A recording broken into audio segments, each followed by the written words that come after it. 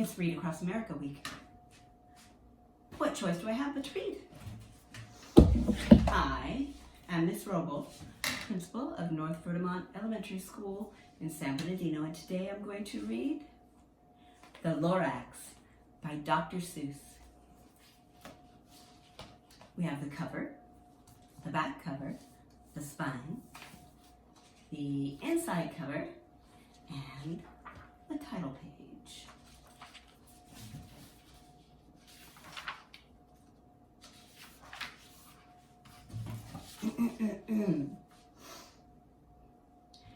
At the far end of town where the grickle grass grows and the wind smells slow and sour when it blows and no birds ever sing excepting old crows is the street of the lifted Lorax.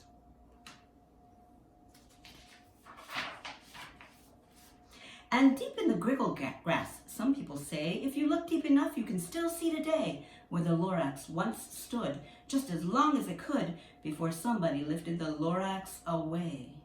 What was the Lorax, and why was it there, and why was it lifted and taken somewhere?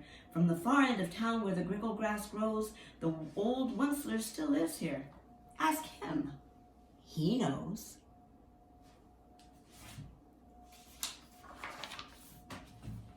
You won't see the Onceler. Don't knock at his door. He stays in his lurkum on top of his store. He lurks in his lurkum, cold under the roof, where he makes his own clothes out of myth-muffered moof. And on special dank midnights in August he peeks out of the shutters, and sometimes he speaks and tells how the Lorax was lifted away. He'll tell you, perhaps, if you're willing to pay.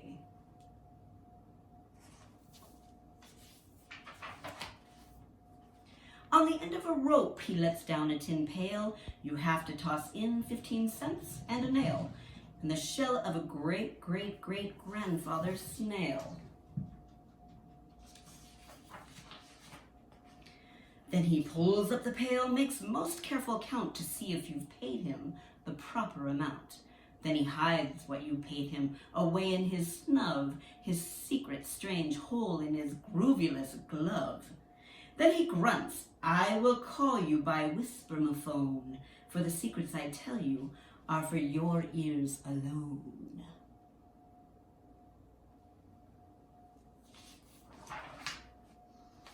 Slop!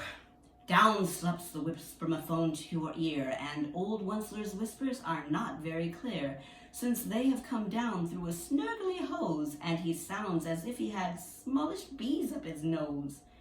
Now I'll tell you, he says, with his teeth sounding gray, how the Lorax got lifted and taken away. It all started way back, such a long, long time ago. Way back in the days when the grass was still green and the pond was still wet and the clouds were still clean and the song of the swami swans rang out in space, one morning I came to this glorious place, and I first saw the trees, the truffula trees, the bright-colored tufts of the truffula trees, mile after mile in the fresh morning breeze.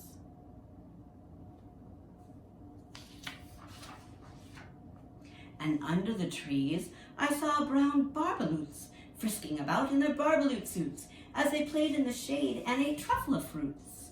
From the ripulous pond came the comfortable sound of the humming fish humming while splashing around.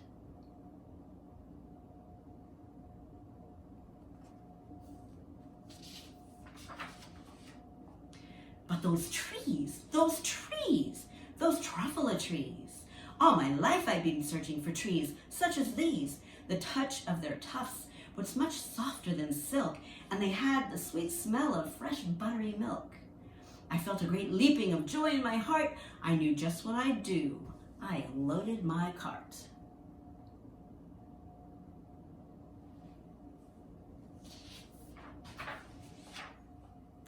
In no time at all, I had built a small shop. Then I chopped down a truffula tree with one chop. And with great skillful skill and a great speedy speed, I took the soft tuft and I knitted a thneed.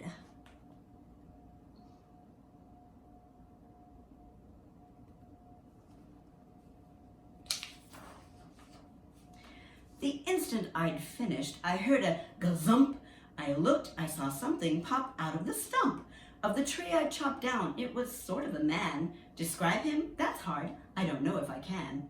He was shortish and oldish and brownish and mossy, and he spoke with a voice that was sharpish and bossy.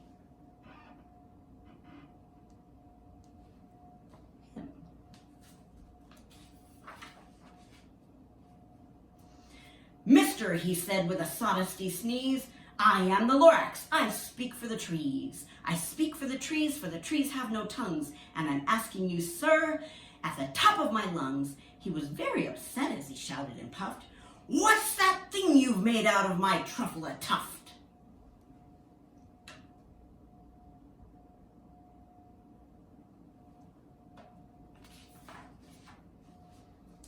Look, Lorax, I said, there's no cause for alarm. I chopped just one tree. I am doing no harm. I am being quite useful. This thing is a thenede. A thenede's a fine something that all people need. It's a shirt, it's a sock, it's a glove, it's a hat. But it has other uses, yes, far beyond that.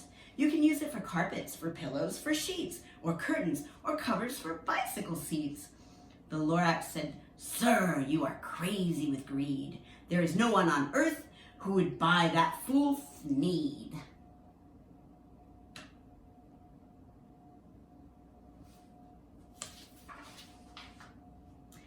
But the very next minute I proved he was wrong. For just at that minute, a check came along, and he thought that the thenede I had knitted was great. He happily bought it for $3.98. I laughed at the Lorax. You poor stupid guy. You never can tell what some people will buy.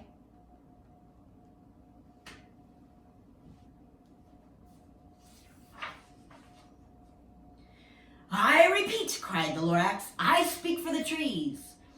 I'm busy, I told him. Shut up, if you please. I rushed across the room and in no time at all built a radio phone. I put in a quick call. I called all my brothers and uncles and aunts and I said, listen here, here's a wonderful chance for the whole Onceler family to get mighty rich. Get over here fast, take the road North-Nitch. Turn left at Weehawken, sharp right at South Stitch.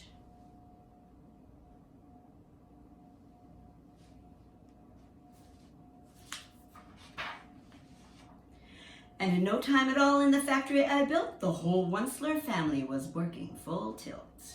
We were all knitting thenedes, just as busy as bees, to the sound of the chopping of truffle trees.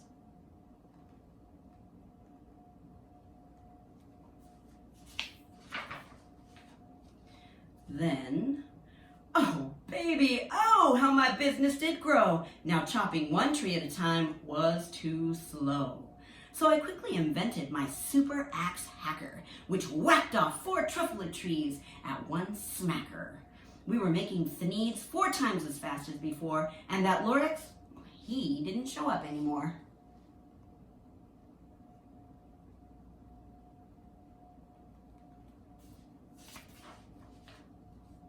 But the next week, he knocked on my new office door. He snapped, I'm the Lorax who speaks to the trees, which you seem to be chopping as fast as you please. But I'm also in charge of the brown barbaloots, who played in the shade of their barbaloot suits and happily lived eating truffle fruits. Now, thanks to your hacking my trees to the ground, there's not enough truffle fruit to go round, and my poor barbaloots are getting all the crummies because they have gas and no food in their tummies.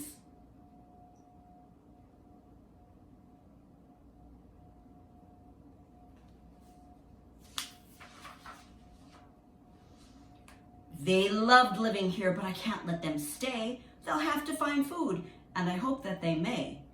Good luck, boys, he cried, and he sent them away. I, the Onceler, felt sad as I watched them all go.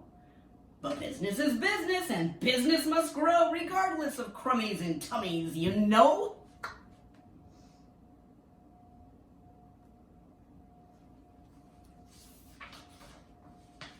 I meant no harm. I most truly did not, but I had to grow bigger, so bigger I got. I biggered my factory and biggered my roads. I biggered my wagons. I biggered the loads of the thenedes I shipped out. I was shipping them forth to the south, to the east, to the west, to the north. I went right on biggering, selling more needs, and I biggered my money, which everyone needs.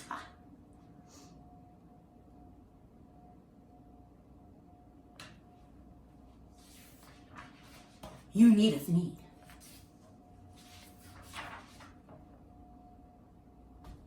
Then again he came back.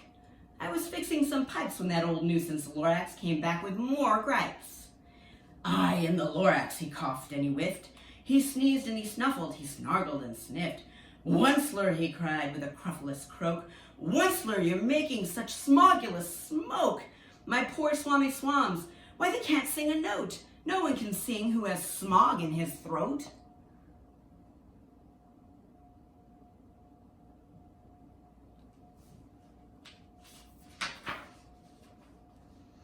And so, said the Lorax, please pardon my cough. They cannot live here, so I'm sending them off. Where will they go? I don't hopefully know. They may have to fly for a month or a year to escape from the smog you've smogged up around here.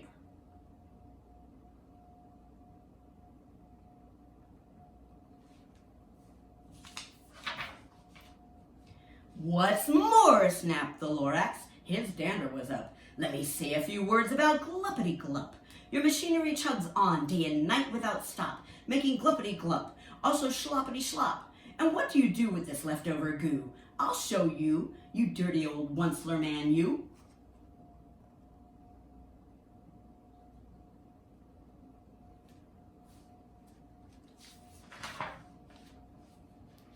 You're glumping the pond where the humming fish hummed. No more can they hum, for their gills are all gummed, so I'm sending them off. Oh, their future is dreary. They'll walk on their fins and get woefully weary in search of some water that isn't so smeary.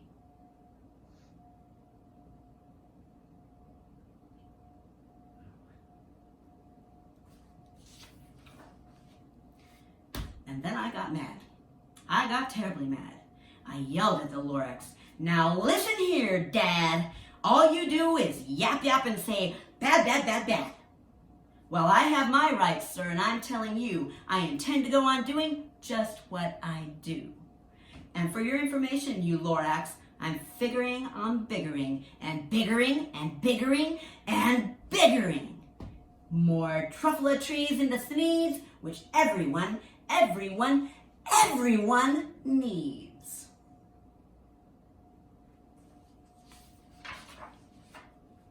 And at that very moment, we heard a loud whack.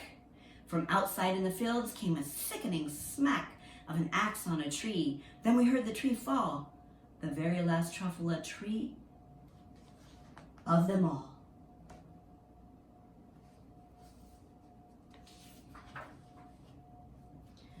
No more trees, no more sneeze, no more work to be done. So in no time, my uncles and aunts, everyone all waved me goodbye. They jumped into my cars and drove away under the smoke-smuggered stars.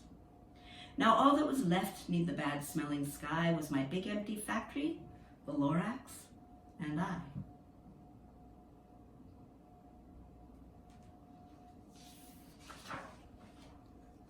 The Lorax said nothing, just gave me a glance, just gave me a very sad, backward glance, as he lifted himself by the seat of his pants.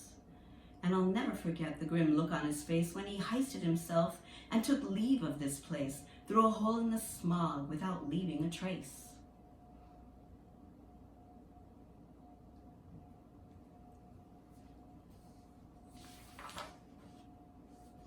And all that the Lorax left here in this mess was a small pile of rocks with one word, unless. Whatever that meant, well, I just couldn't guess. That was long, long ago, but each day since that day, I've sat here and worried away. Through the years, while my buildings have fallen apart, I've worried about it with all of my heart. I wonder what, unless what.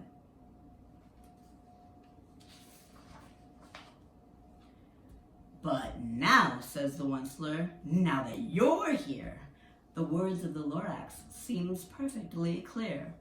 Unless someone like you cares a whole awful lot, nothing's going to get better. It's not.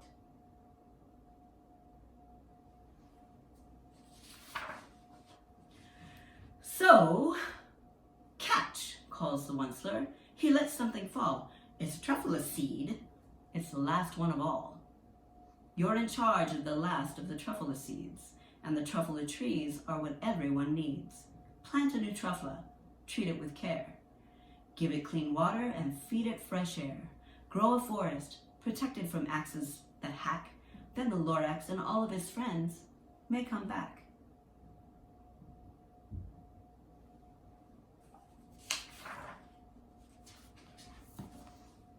The end. So I hope that you learned from my story today, and I hope that you'll find something to take away. Remember to take care of your trees and your grounds and your air. I'm not going to make that rhyme, but I just want you to care. Have a wonderful day. Happy Read Across America. Take care.